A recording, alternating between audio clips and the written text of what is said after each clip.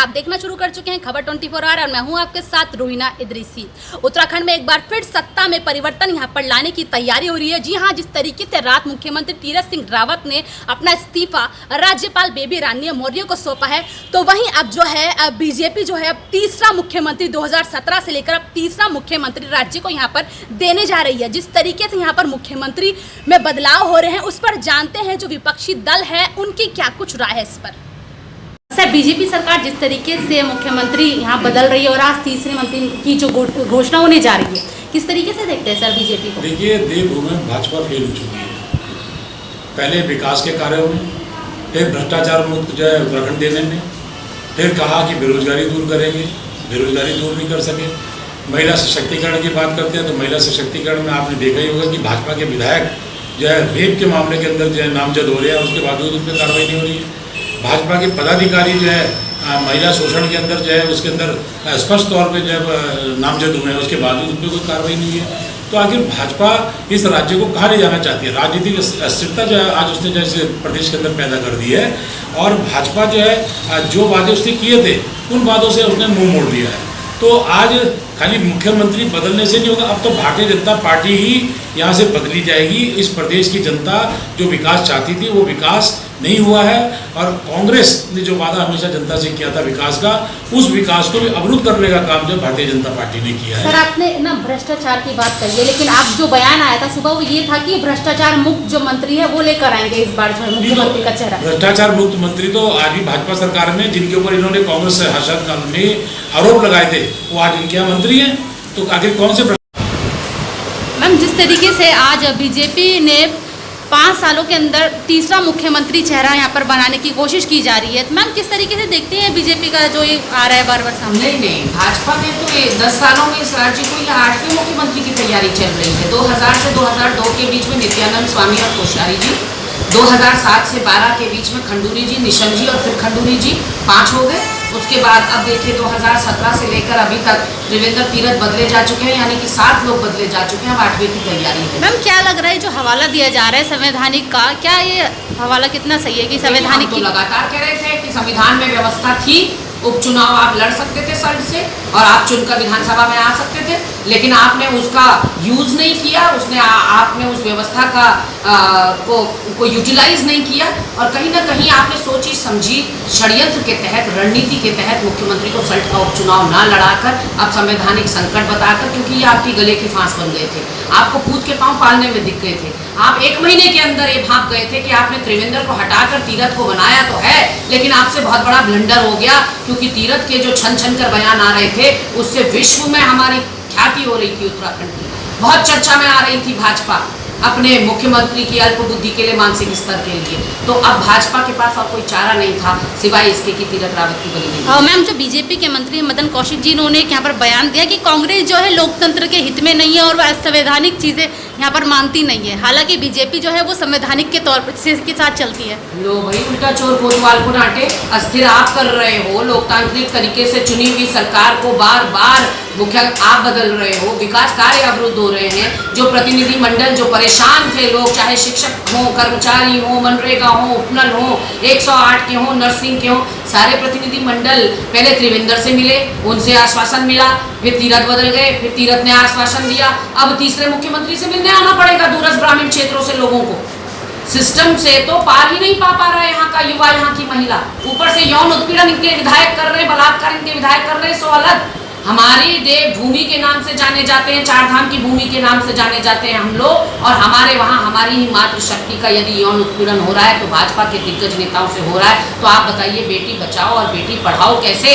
यहाँ तो भाजपा के लोगों से बेटियां बचानी मुश्किल हो रही हैं। तो बहुत सारे ऐसे कुकृत्य हैं इनके 4.5 सालों के, चाहे वो 20 किसानों की आत्महत्या हो, चाहे वो व्यापारी की मंत्री दरबार में आत्महत्या हो, चाहे पंडा पुरोहितों का पहली बार इस तरह से सड़क पर उतर के आना हो, चाहे आप देखिए कि घर घर मोबाइल वैन से दारू बांटने की बात हो। तो तमाम वो बातें हैं जो हम जनता के बीच में लेकर जाएंगे और इनका चाल चरित्र चेहरा बेनकाब करेंगे। मैम, क्या लग रहा है इसका बड़ा असर देखने को मिल सकता है चुनाव का बीजेपी पर खासकर? बिल्कुल, बीजेपी तो अब आप भूल जाइए, 20 साल तक उत्तराखंड में नहीं आएगी। उत्तराखंड के लोगों ने इतना प्यार विश्वास इससे पहले किसी दल को नहीं दिया, भूतो न भविष्यति।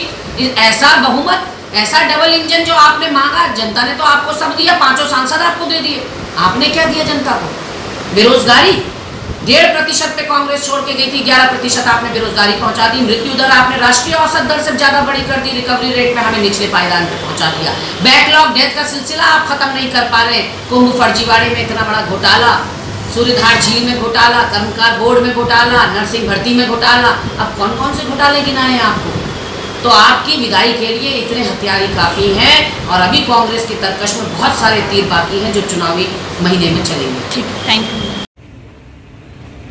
हाँ, देखिए ऐसा है कि बीजेपी 4.5 साल में एक स्थायी मुख्यमंत्री नहीं दे पाई और जिस प्रकार से 57 विधायक जीत कर आने के बाद भी डबल इंजन की सरकार ने कहा था कि हम स्थायी सरकार देंगे और उत्तराखंड में जब रैली हुई उस समय मोदी जी ने कहा कि हम स्थायी सरकार देंगे, स्थायी सरकार का वादा करके आई। लेकिन आज 4.5 साल बीत जाने पर भी उनको एक मुख्यमंत्री नहीं मिल रहा है, कश्मकश में है भाजपा। तो इससे साफ जाहिर होता है कि कहीं ना कहीं बीजेपी में सक्षम लोगों की कमी है। साथ ही बीजेपी उपचुनाव से भी भाग गई और उपचुनाव शायद उसके मन में कहीं ना कहीं आम आदमी पार्टी का भी एक डर था कि आम आदमी पार्टी उनको अच्छा खासा नुकसान पहुंचा सकती है। और अब की बार जो मुकाबला है वो सीधा आम आदमी पार्टी वर्सेस बीजेपी होगा। हम पहले दिन से कह रहे हैं कि बीजेपी को अब ये समझ नहीं आ रहा है कि वो क्या करे। उसको इतने उसके विधायक हैं, मंत्री हैं, सांसद हैं, लेकिन उनको एक काबिल मुख्यमंत्री नहीं मिल रहा है। पहले TSR 1 थे, अब TSR 2 और अब न जाने कौन आएगा। तो ये स्थिति हो गई है बीजेपी की। इस समय बड़ी दयनीय स्थिति में है उत्तराखंड में बीजेपी और लोग बुरी तरह से नाराज हैं और इस बार चुनावों में बीजेपी को नकार देंगे। सर, भाजपा सरकार में जिस तरीके से बार बार मुख्यमंत्रियों की अदला बदली यहाँ पर हो रही है, क्या कैसा मानते हैं बीजेपी? ऐसा मतलब क्या कारण है? देखिए, बीजेपी जो उत्तराखंड में जब जब भी सरकारें बनाई इन्होंने तब इन्होंने अपने मुख्यमंत्री 1, 2, 3 इसके पहले भी किया था और इस समय भी वही स्थिति हो गई है।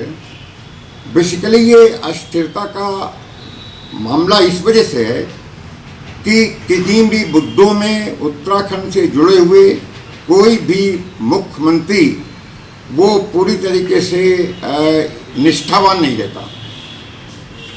जो राष्ट्रीय नेतृत्व है उसको लगने लगता है कि नहीं, ये इस मुख्यमंत्री को हटाओ, दूसरे को लाओ, दूसरा शायद कुछ करे, तीसरे को लाओ।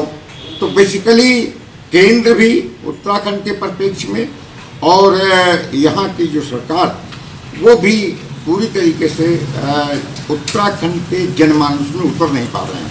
अब आ गया चुनाव। ये जो मुख्यमंत्री हटाए गए हैं, चूंकि सदन के सदस्य नहीं थे तो इनको सदन का सदस्य बनना चाहिए था। अब चुनाव हो नहीं सकता है। हमने बहुत पहले कहा था इस बात को कि इन मुख्यमंत्री को अल्टीमेटली हटना पड़ेगा। भाजपा हो या कांग्रेस हो, 20 साल में अभी तक सिर्फ मुख्यमंत्री बदले हैं। इन्होंने उत्तराखंड का खुला अपमान है, इसमें उत्तराखंड की जनता का अपमान है। मुख्यमंत्री बदल करके भाजपा सरकार क्या साबित करना चाह रही है? उत्तराखंड उनसे संभल नहीं रहा है। डबल इंजन की सरकार होता है तो फेल हो चुकी है। मुख्यमंत्री तो ऐसे बदल रही है भाजपा सरकार और कांग्रेस ऐसे बदलती आई है कि जैसे इंसान अपने तन से कपड़े बदल रहा हो। ये तो उत्तराखंड की जनता का सिर्फ खुला अपमान है। उत्तराखंड की जनता को इन्होंने बेवकूफ़ बना के रखा हुआ है। तो अब उत्तराखंड की जनता समझ चुकी है कि चाहे भाजपा हो चाहे कांग्रेस हो, दोनों ही एक की उसमें थाली के हैं, ये एक ही तरह के पिट्ठू हैं दोनों। तो इनको तो सिर्फ यही क्या जनता उखाड़ फेंकेगी। मुख्यमंत्री ये क्या बदल रहे हैं भाजपा वाले? आने वाले 2022 के चुनाव में जनता इनको खुद ही बदल देगी, दिखाई दे जाएगा इनको, क्योंकि जनता अब तीसरा विफल चुन रही है। तीसरा विफल आने वाले 2022 में समाजवादी पार्टी है। उत्तराखंड में मुख्यमंत्री बदलाव को लेकर विपक्षी जो दल थे उन्होंने क्या कुछ कहा आपने सुना होगा। उनका साफ तौर पर यह कहना है कि जो बीजेपी है वो भ्रष्टाचार में संलिप्त है और जो बीजेपी है उसको 2022 में ये जो जिस तरीके से ये कपड़े की तरह जो है मुख्यमंत्री बदल रही है, इसमें एक बड़ा झटका और एक बड़ा संकट बीजेपी के सामने यहाँ पर खड़ा हो सकता है। हालांकि अभी बात करें अगर मुख्यमंत्री के चेहरे की तो अभी 3 बजे जो है मंत्रिमंडल की बैठक भाजपा कार्यालय में रखी गई है। उसके बाद ही यहाँ पर देखना होगा कि जो बीजेपी पाती है, क्या बड़ा निर्णय ले पाती है, क्या जो आने वाले मुख्यमंत्री हैं उसके चेहरे पर बीजेपी चुनाव लड़ेगी या फिर एक बार फिर से मोदी के चेहरे पर यहाँ पर भाजपा चुनाव लड़ेगी। आप बने रहें खबर 24 आवर के साथ।